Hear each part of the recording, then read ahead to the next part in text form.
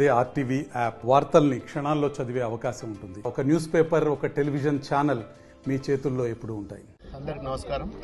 ఈరోజు మరి మల్లన్న సాగర్ నుంచి దుబ్బాక కెనాల్ ద్వారా మరి దుబ్బాక నియోజకవర్గం, సిద్దిపేట నియోజకవర్గం, మరి ఇక్కడ నుంచి నేరుగా సిరిసిల్ల నియోజకవర్గం పోయేది మెయిన్ కెనాలు. దానికి మరి సబ్ కెనాల్ కింద కోరెల్ మరి దాదాపు 15 కిలోమీటర్ల స్ట్రెంత్ తోటి 15 కిలోమీటర్ల లెంత్ మరి దీన్ని పూర్తి కాలేదు గతంలో.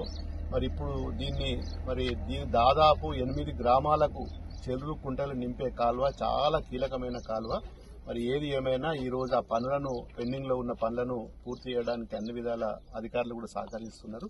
మరి దాన్ని త్వరలోనే మరి పూర్తి చేసి దాదాపు 30,000 హెక్టార్లకు 30,000 ఎకరాలకు మరి నీరందించి దాదాపు 8 గ్రామాలకు సంబంధించిన 18-20 చెర్లు నింపి ఈ గ్రామాలలో పూర్తిగా రైతులు మరి వరి నాట్లు వేసుకున్నారు.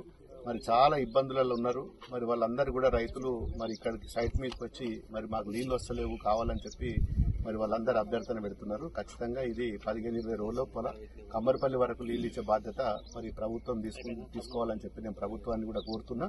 మరి ఏదేమైనా ఈ రోజు ఇరిగేషన్ గానీ, మరి మేఘా కాంట్రాక్టర్లు గానీ మరి సహకరించి ఈ ప్రాంత ప్రజలకు దారి తీర్చాలి, తాగునీరుకు నీరు అందించాలని చెప్పి కోరుకుంటున్నాను.